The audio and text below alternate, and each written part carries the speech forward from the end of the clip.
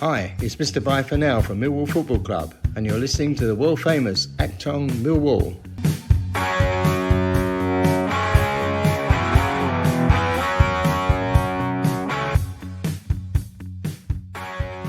Hello, dear listeners. Welcome to Something for the Weekend with myself, Nick Hart, my regular co-host, Mr. Neil Fissler. How are you doing, Neil?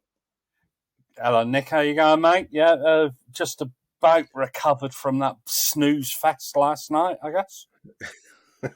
Absolutely. And we've got a special guest today. We've brought him out from not semi-retirement, but he's been hidden away a little while. It's the jewel in the crown that is Harry Warren. How you doing, H? Has anyone seen Tyler Bury? Oh, no. Yeah, this ain't going to turn into a Tyler Bury pile-on, is it? Oh, dear. I actually feel sorry for the boy. I really do. I actually feel sorry. We'll come on to him. Let's just introduce the show. We speak in the aftermath of the 0-0 draw last night. Very flat, disappointing performance in the event. I thought, gentlemen, that we looked very, very tired after one of the best performances in some time at Vicarage Road a couple of days before, including the aforesaid Tyler Bury, who I thought looked pretty. He wasn't on his game last night. Apart from one moment, there was one moment in the first half that we'll come back to. But I just thought we looked flat-footed. H, I mean, what did you make of the game last night? I just thought we looked very tired. How did you see it, mate? Just thought we looked tired. We ran out of ideas quite quickly. But that's to be expected. The performance against Watford was fantastic. So you've got to take tonight with a little bit, last night now, with a little bit of salt and a little bit of realism. But in the moment, if you'd asked me last night coming away from the Den, I would have said that's 2 points dropped and we've got to find them somewhere else now. I thought Rowett took a long time to change things that weren't working. I thought it was crying out for a change at half time. Get us going. 10 minutes, a 10-minute surge at the start of the second half could have been vital. I still don't think we just doesn't use subs at the Den in a way that would have made sense. Maybe. And then the subs that he did make later on in the game, it felt very panicky. He made one sub for Styles in the second half for Bury, which seemed to work. And then just as we seemed to be getting a foothold back in the game and looking like we could create something, he takes basically a hatchet to the system and makes 4 subs. And one of them's Benica fumble. So we're not going to score when you bring that cunt on. So, I mean, that's how it is. Oh dear, I'd love to assemble my two guests here today, Neil and Harry. It's always good for the controversial opinion. I do love these shows. Neil, we've mentioned the aforementioned Tyler Bury. He got booed. There was people slating him in my section of the West Stand last night. I think it was a bit unfair and harsh on the boy. Is he at the point now where he should start to expect this kind of treatment? He promises a lot, doesn't he, Tyler? But he just doesn't quite deliver on occasion. I think his worst crime is he doesn't look interested at times either. How do you see him? Well, I read Hoff last night and he was branded everything from being lazy to a League One player to this, that and the other. Yeah, I don't think he helps himself, but to slate the one player we've actually got who can actually got a bit of pace and can put the ball around somebody, can go around the other side and potentially do something with it, I think it's a bit short-sighted. At Millwall, we always need somebody. Somebody has to be the pantomime villain, don't they? And I think in this side, this squad, Tyler Bury is going to be that pantomime villain. As I say, he doesn't help himself. He doesn't work tremendously hard off the ball, does he? He almost expects the ball to find him. He doesn't go looking for it, from what I've seen. It's a bit harsh. He's 22, as we said in a show last week. He still hasn't had a full season behind him, has he? But I think we're getting to a make or break stage. But to be fair, we haven't got any other options. It's not like we've got 3 or 4 other players that can do a similar job. But you look last night, into my mind, Zion Fleming was very quiet, sat too deep, but seems to escape criticism. So do a lot of other players. I think he's just going to be the kind of player that people are going to slate for whatever reason. It's because he doesn't work. That's the problem. The Millwall psyche is you must work hard. That is the basis of why he gets slated compared to other players. Even if other players are having a bad game, if you run 10 yards and put a tackle in and give away a free kick, everyone forgives the fact that you've given the fucking ball away 20 times before that. That's just the way how we are, especially at the Den. The thing that makes me laugh with Bury is the fact that we're playing a 22-year-old who's got, as you said, got no real football experience in terms of playing first team football, especially at the higher echelons of the Championship, and we're expecting him to be, beating people and going around people all the time. A game changer. Yeah. It's not going to happen. And the only way he's going to get better is by playing him, and you've got to have patience to play him. He reminds me so much of Eiffel. When Eiffel started, Eiffel used to get fucking dogs abuse all the time. When I was a kid, I can only remember we were like Division 2. We're playing like fucking Cambridge United, and he's getting fucking absolute dogs abuse from the East Lower all the time. Like fucking more than Bury's getting, like a lot fucking worse. But it's either the making or the breaking of players. The problem is modern day players get broken a lot easier than players 10, 15 years ago. And that's what I worried for Bury. Something that doesn't help, actually, I think, is the fact all of our coaches are defenders. No, you're right. Yeah, so we haven't got somebody that can put an arm around him and who's got that attacking mindset that can say, right, this is what you do in these kind of situations. This is what I would have done. Yeah, it doesn't kind of work like that. And I think our system isn't, he's probably not used to that kind of system, is he? So it's a system he stumbled into, Neil, isn't it? I mean, we've said a few times, we're repeating ourselves in some ways, but I mean, the system that Gary Rowett wanted to start the season with isn't this system. And as a consequence, the squad are having to be, players are having to be, kind of sticky plastered into position where they would hopefully have been natural fits. I mean, the thing that I just want to say with Tyler Bury, because it struck me when during the game last night, and I'm in Block 1, listeners, and they was getting slated, but there was a moment in, I think it was the first half, because we were attacking the away end, where Tyler Bury, Harry, went past two defenders like they weren't there. There's something in the boy that can deliver top quality moments like that. Now, the answer, everyone's going to be shouting back at the speakers as they listen, well, you've got to deliver that all the time. But no, very rare is the player that can deliver that all the time. You do get hot and cold moments with wingers. But I just want to say, I don't know if you boys agree, but there's something in the kid. There is an ability that others don't have. He lifted me out of my seat in that moment. It was then he was ineffective. So don't get me wrong. Second half, first 10 minutes, he had another chance where he beat the player, backed himself. He sort of backed himself 3 times in the game. The 3 times he backed himself to beat their defender, he went random, and there was in the second half he pulled it back across when probably he could have backed himself on his left foot, shot near post or shot across the keeper.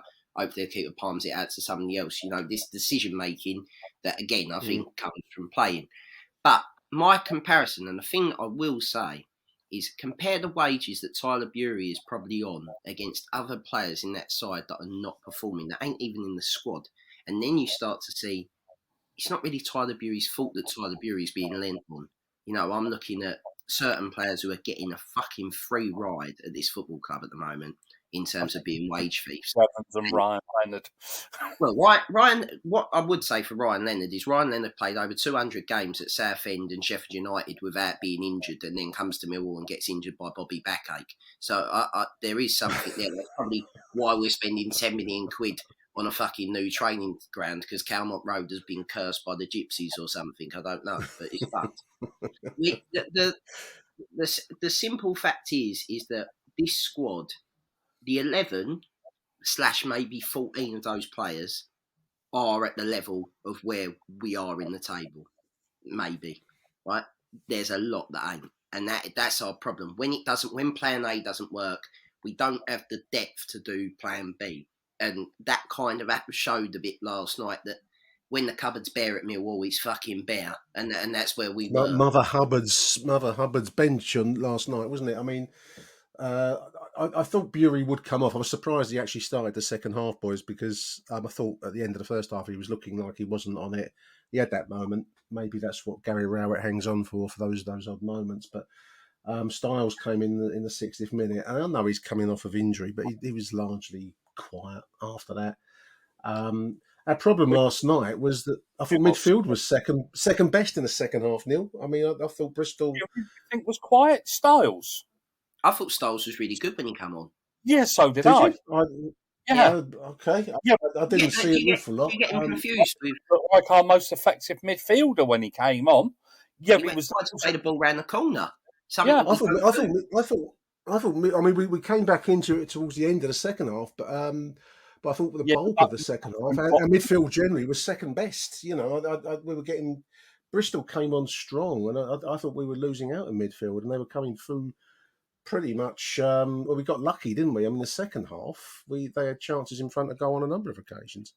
Yeah, so, we got moving forward, I thought, Styles. I thought that there were one or two superb passes, weren't there? I thought that he looked a lot better than Billy Mitchell and George Saville, to be fair. But then again, that's probably going to get me cancelled. But yeah, no, that's in my view. Yeah, but I thought that won't be the first time, Fissler. I actually thought Styles added something when he came on. I thought it was probably one of the better games for us. I thought Styles offered us a little bit more on the left wing, and also shored up the left. Their right back, they were overlapping and doubling up on Murray Wallace and Tyler Bury. Another thing to go back to the Tyler Bury is that he does a lot of pointing at people that he should be tracking, and it led to a chance early in the second half. And I thought, fuck me, you've got away with one there, Tyler, because he was your man that you just let walk past you into the box. He doesn't really do a lot of that. Where Styles is more defensively minded. I think he actually is a left wing back in a proper system.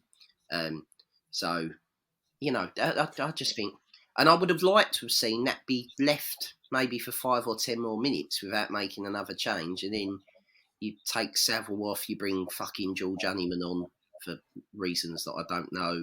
Vosama goes off.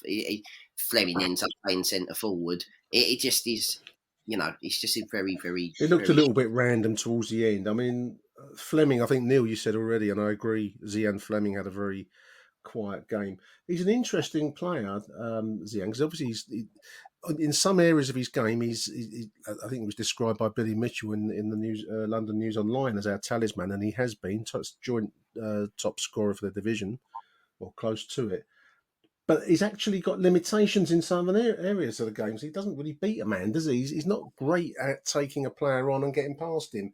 He finds space. He's intelligent in what he does, but in other areas, like last night, I just thought he was very quiet and ineffective to be blunt. That's why the better team will be fucking unbelievable. That's the problem.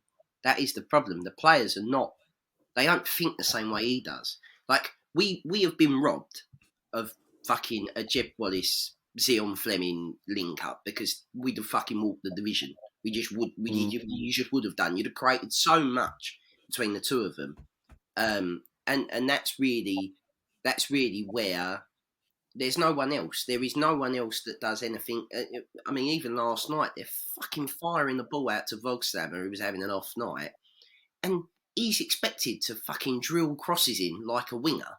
And he's not a winger, he's a centre forward. And again, these are the things where it is easy to say if Fleming don't fire, we don't play. But that's because, realistically, at the forward three, he's the one who's playing in their proper position. Like, one of them's playing out of position. I don't think Bury's a left-sided player anyway. I think he plays better off the right. And I don't really, you know, by hook or by crook, we get results, and you can't knock where we are in the league. But we're doing this despite the limitations of our squad, rather than doing it because of how good the squad is. Do you understand what I mean? It's quite... Yeah, I do, yeah. Yeah, well, you go on to the BFG. Yeah, something to point out from the big fucking German as he's been nicknamed, is it's something that Bury could have watched. I think there was one opportunity in the second half where he actually ended up nearer to our penalty area, picking the ball up and breaking up Yeah, play. I saw it. Yeah. Yeah. That is Defensively, that Tyler Bury could actually pick up from and learn. Yeah, the one time, and I think they made comment on it on the commentary, that Vogelslammer back and picking up a ball or breaking up play, he'd actually tracked back that far. But you're right. Yeah, we play him out wide, and that shot he had, Christ almighty, if it wasn't for the two deflections, we'd have won it 1-0, wouldn't we? Yeah. he's very unlucky. I mean, I don't know how many times he's hit the woodwork, Neil, since he's. I mean, it's about third time. Last night on TV. Yeah, I mean, that was desperately unlucky last night. That might have changed the game, Harry, if it had gone in. I mean, ifs and buts, of course. But, yeah, I mean, a difficult night at the Den. I suppose it's the lesson of Millwall life, chaps, isn't it? You know, we had a great performance at Vicarage Road. Performance of the season, performance of the last few years in some ways, when you look at the overall performance there at Watford. But then, obviously, you need to press on and consolidate, and that's where historically we've not got a great record of pressing on our advantage. And I think last night was probably fairly predictable in that way. Bristol, I thought, were fairly well organised defensively, especially in the second half. I just, I think they made it difficult for us. Down, didn't we? Yeah, but they played that 5-3-2, didn't they? And we couldn't quite work it out. And I think if we'd have gone all out attack, we'd have probably ended up losing 2-0 because they were looking to hit us on the break, weren't they? Mm-hmm. And having the fuck Wyman missed from 3 yards. That's heart in the mouth moment for me. I don't know who missed that. There was a good save in there from George Long, to be fair. Which I normally, every time it goes near him, I fucking panic. I just don't rate him at all as a shot stopper. But he made a good save last night. So he made a good save in the first half, or was it in the second half, from a Murray Wallace flick on? If you actually see it from behind the goal, the keeper made a superb save because it was going to hit the post and go in, I think. But it was typical bipolar Millwall, wasn't it? Brilliant 1 minute, awful the next minute. But in this run of 3 games in a week, because we haven't got the depth in our squad, we're having to play players that are maybe and things like that. Although there is the other side of the coin to say, well, you've only played 2 or 3 times in the last 7-8 weeks. Yeah. So you should be quite fresh, really. You should have been prepared for this. But it's a Millwall way, isn't it? It is the Millwall way. I mean, if we thought about Charlie Creswell as a centre forward, because he can't play it back, but fucking he seems to score every time he goes in the penalty area. So maybe we should have fucking lumped him on that front rather than fucking a man that can't win an header, can't run in behind, and can't hold the ball up.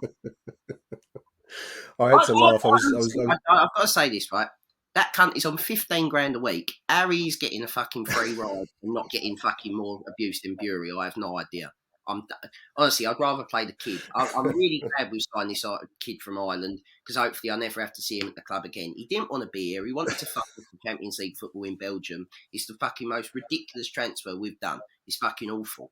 It's fucking. It's a costly mistake because that money could have been spent on a fucking wide winger. We could be playing fucking Vogstammer through the middle and giving Bradshaw a rest because the cunt runs fucking probably 15k every game chasing down lost causes. And honestly, the work rate is probably the best working centre forward. He don't score, don't get me wrong, but he works so hard to get off scraps. Work rate, absolutely. It was great to see him get that hat trick not so long ago for that reason, because of the amount of work he does without the return is incredible. Yeah, has Afobe been fit all season? That's something you have to ask. He picked up that knee injury in October and hasn't had a lot of football since. I think we signed him on the back of what he did for us last season. and we were hoping he could reproduce it this I think season. we signed him on the back that we were fucking panicking. I think that's the fucking Well, not that's sure. realistically Millwall's normal MO. Oh, that's it. Fucking, we'll be the lifeboat to your fucking career because he obviously failed a medical in fucking Belgium. So we sign a bloke that fails a fucking medical. He was due to go to Turkey, wasn't it? Was it Fenerbahce or one of the Turkish sides? Him and Andy Carroll were signing for that fucking Belgian club, weren't they? In the, Bruges, was it Genk or someone like that, or Ghent, something like that? They were in the Champions League at the time, but fucking the problem is you can't afford to waste wages. It's not the fact that he's there; it's the fact that the wages he'll be on is the waste in our system. You know, somebody put up earlier on how many fucking centre midfielders we've still got at the club, and I just George Evans looms over me like a fucking red herring of doom, because that's a wasted midfielder. That, where would you put him in the how many down is he? 9th? You know what I mean? Where is he? I'm glad to a certain extent that it looks like they're trying to move Aidan Muller and Alofe on to get some money and free up some wages, hopefully. But this transfer window, and it's to our credit that where we are in the league, and for all of the the negativity that I'm giving them, we are 7th outside the playoffs on goal difference and 3 points away from being third. We're 8th, 36 points. With one, with the goal difference just keeping us out now, the top 6 with Luton. 1 point behind Watford, and so it's a very tight league, as we keep saying. So there's an article. Gary Rowett's speaking on the London News here. Mill in the market for proven quality in the January transfer window. So they must have some targets in mind. What that means, a proven quality. That's a carefully chosen phrase in that headline there, Neil, isn't it? Proven quality. I don't know what that means, but certainly the club are looking. So, in fairness, I think, proven quality generally means he doesn't want a kid. Yeah. Yeah. That'll be somebody that's got a bit of experience about them. Proven quality. Yeah. It's going to be interesting to see who we come back with. I think I'd be going for proven Nottingham Forest Championship winners who have sat on the bench since they fucking won the league and are getting relegated anyway. I think. What player? Oh, I'd fucking be going for Spence off Spurs, as he hasn't played a minute all year. I'd fucking be going and getting him, and that'd allow him to play his 5 at the back again, and at least presumably as a loan H. I mean, we're talking about loan market. The point is, you've either got to go and spend money, which we haven't got, presumably, or we've got to go and sign. You've got to commit to the system we're playing now, or he's got to commit to the system that he wanted to play at the start of the season and sign players for that. The problem is he probably hasn't got a loan left, has he? He's got Creswell on loan. He's got Shackleton on loan. He's got that's it, isn't it? Who? Styles is on loan. Oh yeah, Styles. They never got the buy. They never got the buy in time, did they? Fucking because we're useless. So they had to loan him because they wouldn't have got the transfer paperwork done. It'll sign in the summer, basically. So that's Gary Rowett's saying that we hope to do one or two bits of business, Neil. So they must have a couple of targets. We hope lined up. We've got the Irish boy that's been signed. I think he's available from January the 1st, which is Sunday. Well, I doubt we'll see him go straight into the first team. But I think you're right, Neil. We're looking for players that can just slot straight in and pick up the hit the ground running, as the phrase is. He's been linked with a right back at Heronville, hasn't he? That was it. Right. Dutch Millwall. Now we are the fucking Ajax of the South. Yeah, well, it's a player. I forget the guy's name. That Celtic have been after in the past, and he's supposed to be Dutch under-21 international, really, really good. But you always take these things with a pinch of salt, don't you? You never know what's true and what's not true. I think we are now exploiting the foreign market, so I think... Well, that's good. I approve of that, Neil. Can't find anybody in and around us. I think he'll look to go abroad again, which isn't a bad thing. The 2 players he's bought from abroad, they've been good. Yeah, this year they've been. One's arguably our player of the year, and the other one hasn't really done much wrong from what I can see. A few more goals out of him, and it'd be a fantastic signing for us. And Vogie has been unlucky.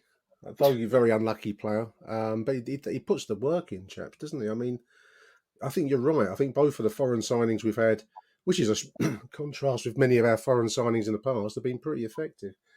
Just looking at the London News here, Millwall attacker Tyler Bury is challenged by Gary Rowett to think about different facets of his game. So clearly conversations are being had with Tyler about the things we've discussed on the show tonight. I mean, one thing I will say is that Rowett must see the same things that we see. So it's great being able to waft past players at will, Harry, but you've got to do the work. You've got to do the backtracking, haven't you? Yeah, I think so. I think if you compare him to a Mason Bennett, Mason Bennett does the work. That's what makes then him... he gets injured. Mason Bennett for 60 minutes a week is sometimes all you need to lift you out the sheet, really. Not brilliant for...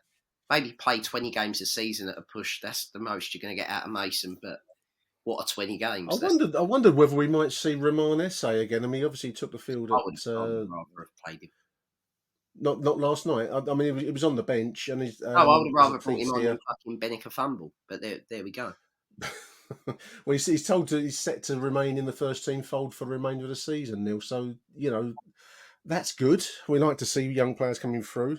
Didn't really see enough of him at Watford to really make a judgment, but he's clearly seen as a prospect. Yeah, but he played very well in that Bromby game. I thought that he did one or two nice little things when he came on against Watford. He was unlucky not to score. Yeah, that he kind of got in everyone's way and everyone got in his way when he only had to poke it in the back of the net. But he appears to be that winger that will get us off the edge of our seats again, isn't he? And I would really like to see more of him. It's a shame that I can't.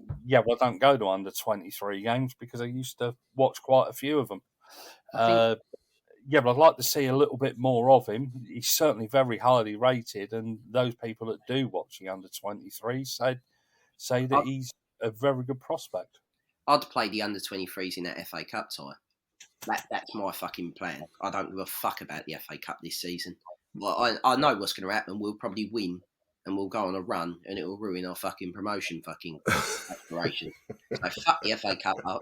I know that's not a very Millwall sentiment, but play the under 23s, see how good they are against a good championship side and take the experience going forward. I don't understand why you do that. The FA Cup can provide you with some funds to spend in the transfer market. But I do share H's opinion, actually. I think the FA Cup isn't what it once was, and I'd like to see the likes of Abdul Malik, that other lad, given a run. And let's see how good. The other one is the midfielder, Tom. Is it Tom Lee? Is it the one? Is that him? Is that the one?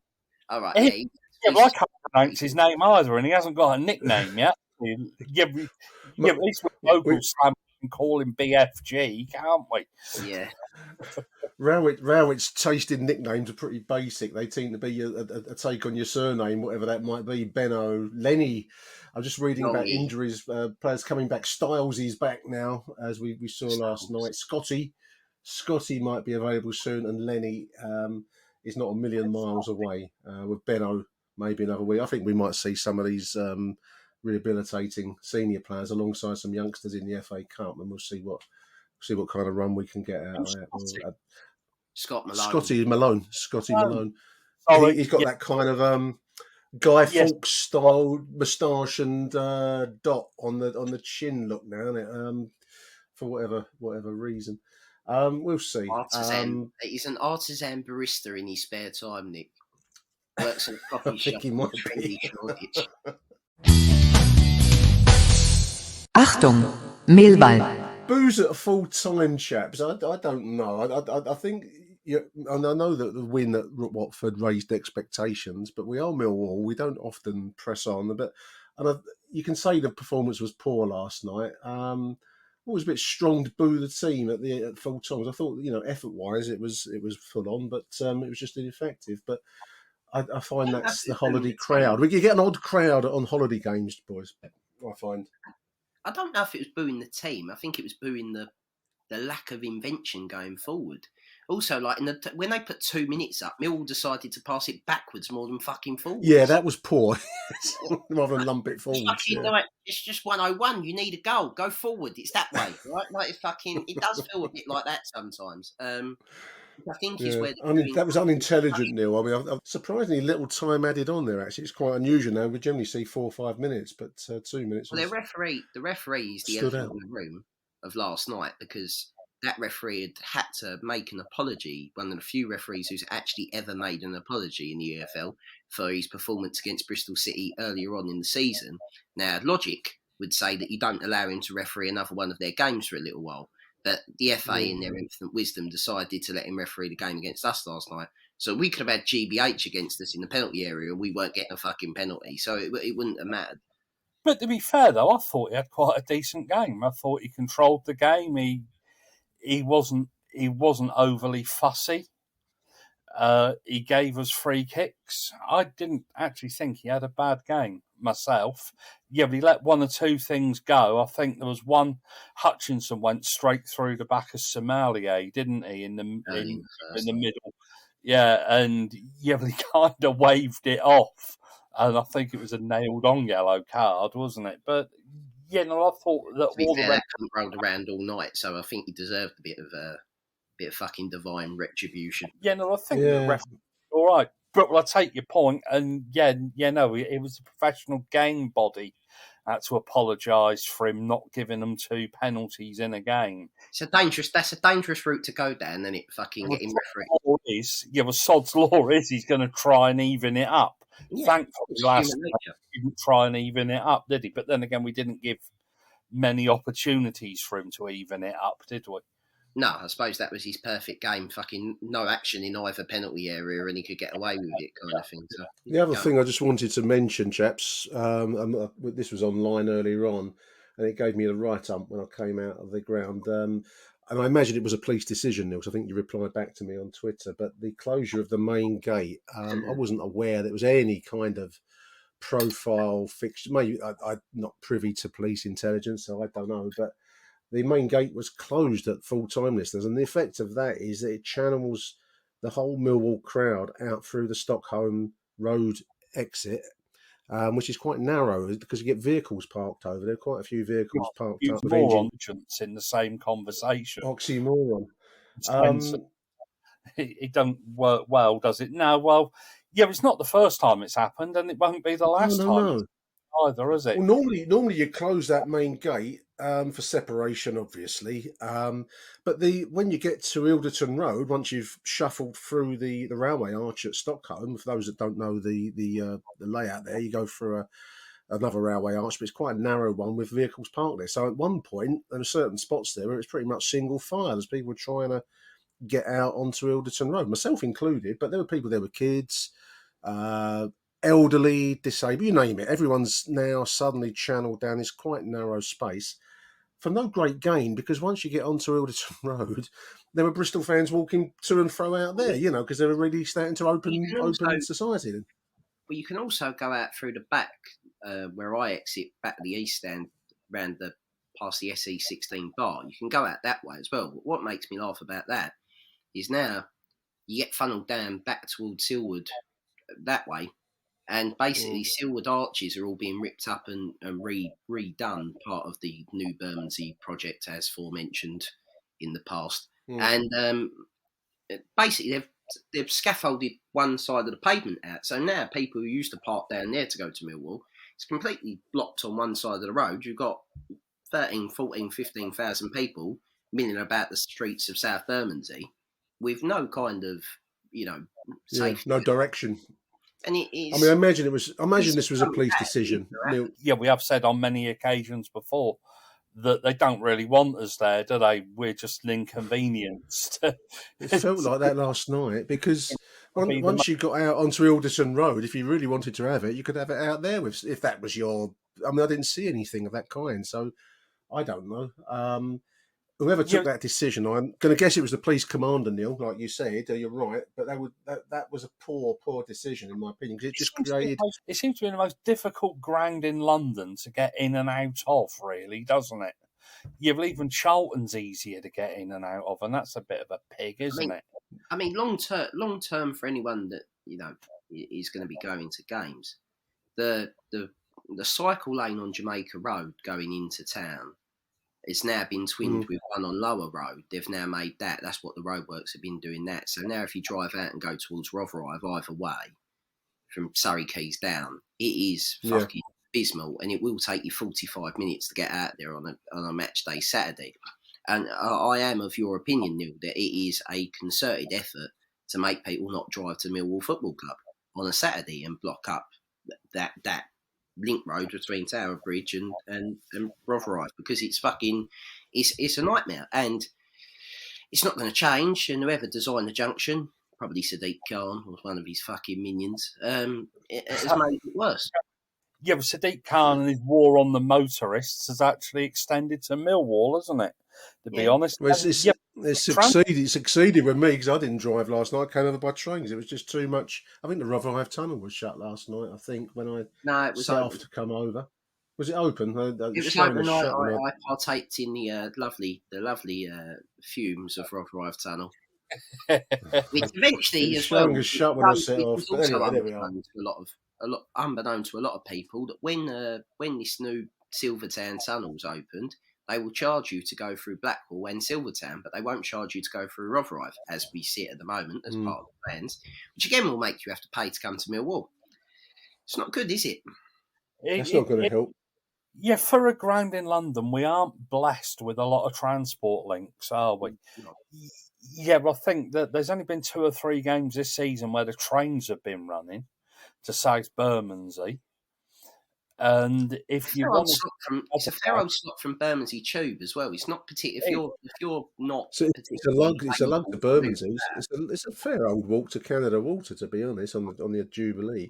So there was talk of on an overground station, wasn't there? Surrey Canal Road. It was going to. That never seems.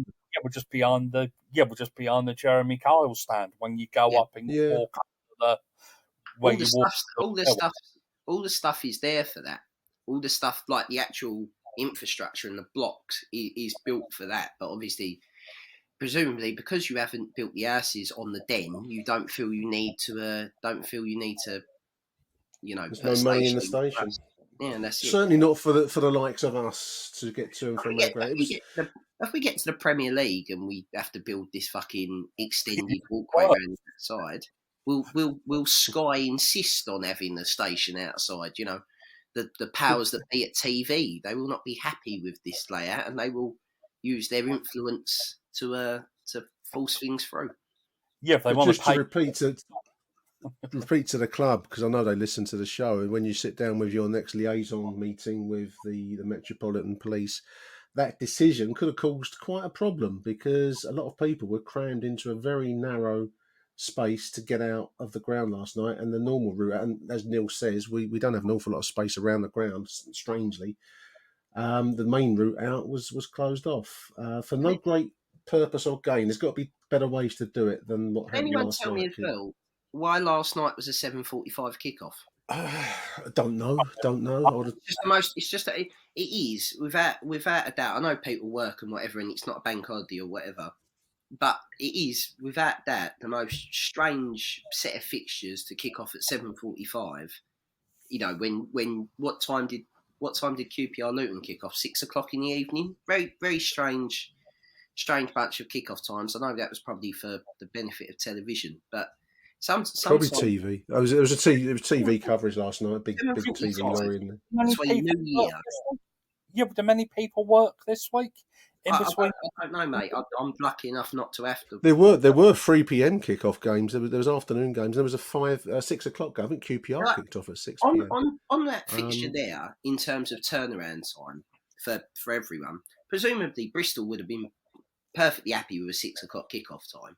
Right? You'd been at 6 o'clock kickoff time for what we've got on a night game in between Christmas and New Year. You get them longer to recover. I just don't get the kickoff times over. We had an early kickoff on Boxing Day, the earliest kickoff, so early that Sky couldn't be bothered to put us on the red button. And, it was just a really weird set of times. And then it's this constant feeling in any level of football apart from the Premier League that you're very much a by the way, and you're incidental to the bigger picture. And I think that's the that was a feeling last night as we shuffled. I generally think that whoever runs the EFL, and I know they listen, might be an idea to sell the rights to Amazon. Just out here, just put it out here, because Amazon do quite a good job with the Premier League, and you might get a bit of better coverage selling the fucking league to Amazon. You might get a better deal because you might not be seen as a second-class citizen on their own program. I think what you might find that they're going to sell to somebody like the Zone, who will put every game on, and they'll stagger kickoff times. Yeah, no, you're right. Last night there was no justification for it kicking off at 7:45. Yeah, but unless you're a Wurzel coming down from Wurzel land up there, but the team were in and around early because they distributed a load of meals, didn't they, to a food homeless shelter. Yeah, the 999 Club, Neil. I saw that. There's spare food from their team lunch. They were around, and there was no transport yesterday by the sound of things. Yeah, but I don't think Coward's Way was open for business because were they on strike or are they engineering works generally, isn't it, between Christmas and New Year? It wasn't an easy game. I think an afternoon or early evening, whatever time you want, would have helped a lot of people. But there we are. That certainly didn't help me out last night. It didn't help a lot of other people I saw around me as I was shuffling out. And I wouldn't have wanted to have been disabled or be young. There's one guy with his boy in front of me, looking pretty worried at one point because it was quite tightly packed there. So Neil and your liaison committee, please take note that that's not the way to do it. Other methods, keep them in for a while, keep them behind or something. I don't know, anything.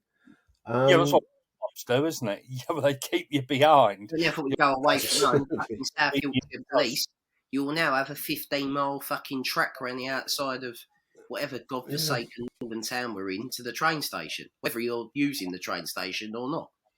Yeah, well, Bristol do that, don't they? Yeah, a lot of clubs do that. You're taken out the back of the ground and you're taken down by the canal and that god awful housing estate. Look at Boxing Day. Boxing Day was a dry ground for us with Watford. Can't have a beer. If I don't really want to get here for 12:30, you can't have a beer now. And finally, Go on, mate. Yeah, we obviously want to make a point. Go on. Off you go. Say your George Evans piece. Go on. No, well, George Evans should be another one that's available as a pointless waste of fucking wages. So he should be on. He should be on to anyone. We should pay someone to take him off us. Just a fucking waste. Awful football player. I did a listed Lion interview the other day with Charlie Kelly, and he mentioned a name. I think George Evans might pass into similar kind of zones in people's minds in years to come. But he mentioned Justin Hoyt. Do you remember Justin Hoyt? I do remember was on the payroll for years. never did anything. Another one, Jordan Stewart was another fucking terrible signing. I remember. Yeah, well, we've had them listed throughout our history. You could easily pick a year and come up with one or two. Come up with unknown. Maybe that's a podcast, Neil. Maybe we should do that at some point. Angel Martinez, the forgotten players of Millwall. That sounds like it's got some legs in it. Provider, they're a piece of shit. Wage thieves for hire. We'll bring H in for the colour comment as we go through the list of forgotten players at Mill, those that never made any impact whatsoever. Also, always the one on the wage packet. We have a goalkeeper for one season that we tend to forget. Just they don't exist in the Mill psyche. Goalkeepers are a real fucking weird. We're either blessed with really good ones or we have awful goalkeepers. They're kind of. They I was taking the mickey out of taking my version of the Mickey out of George Long last night for his distribution. Then he did make that really, really good second half save that Neil mentioned earlier on, so I had to, he was to in wrap for it the up at that distribution, point. but wouldn't kick it long early. Just fucking. I thought we could call him DHL for his distribution skills. I didn't see much of it last night, but anyway. Or Yodel. Yodel. One last thing before we close, chaps. Kelly is selling the Achtung Millwall calendar at the Lions Food Hub stall, which is at the, for those that don't know, it's by the Blue Bus. There's a couple of bars down there. It's actually quite a nice area down there now. The Blue Bus, there's the hot dog stand, the German sausage stand, and there's a little metal container with the Food Hub stuff in there. Kelly's got our calendars. She's got a load of them. We sold a few last night. I got there a bit late last night. I apologise. I think I said to people I'll get there by 6:30. I didn't get there till near at 7. But she'll have some on Sunday before the Rotherham game. £10 cash. It goes direct into her hand, into the Food Hub funds. We're doing really well. I reckon we're on about 630 something quid at the moment, all in. And I really do, if we can, achieve it. I want to get to 1,000, or as close as I can get to 1,000 before we wrap up. Calendars have a limited shelf life, so we won't run it too deeply into January. We're probably getting towards the end of the sales for calendars, but if we can get close to the 1,000, I consider that a big success. But they're with Kelly, £10 donation. And I've also put on some postcards there, that picture of the very first ever Millwall Rovers side. Feel free to take one for nothing, listeners. You can have it for nothing. But there is a little donation box right by the side of it. If you want to put something in there, a coin, anything you got, really, then that'd be most welcome. I'm going to do a few more. Postcards on that basis. People take it for nothing. We should have said if we don't make 1,000 quid. Bob Geldof, give us your. That's what Neil did. Give us your fucking money the other day. Well, no. If we don't get 1,000 quid, we're gonna next year's Achtung calendar will be a selection of photos of the Achtung panel. And no one wants to see that. We'll get about a tenner out of that. You like fucking that much? I know Paul Hollywood's like here fucking. For all the mums out there, Nick's the one. Yeah, but the silver fox. Yeah, silver fox, mate. We've reached the end of my agenda. Neil, did you want anything that you wanted to add, mate? Yeah, but only the fact that Sunday's going to be interesting, isn't it? They are the kind of team that we ought to be giving a good old wallop into. But half of me thinks, well, if we look leggy now, what are we going to look like with a third game in a week? I think that, I think H's favourite player will probably start up front, Bennett. So we can send the main man into orbit there. Of years we mean to carry on, I suppose. Fucking hell.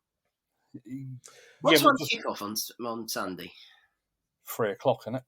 It's not Sunday afternoon. It's not the ungodly Sunday afternoon game. Kickoff. I remember we got beaten by Leicester 5-0 one year, and it was absolutely fucking hammering it down. I think it was the year they won the league, and we were fucking awful. And I had an hangover from fucking hell. And I sat there and thought to myself, why do I do this to myself? So hopefully Millwall will turn up on fucking Sunday, and they ain't been out on the piss, but. Millwall tradition means that we should definitely go 1-0 down quite early. This is the last show of 2022, John. I just want to say thank you to Neil. I want to say thank you to you, Harry. All the other boys on the show. Couldn't do it without you. I could do it as a monologue, but it wouldn't be very interesting. It's always great to have these conversations. Big thank you to everyone for tuning into the show during 2022. I think we've got an interesting 2023 to come. And we'll be back on Sunday for further Millwall action. Let's hope there's some action on Sunday to talk about. Until the next edition, thank you, Neil. Thank you, Harry. Thank you, listeners. Arrivederci Millwall. Bye for now. And Happy New Year. Happy New Year. Achtung, Millwall.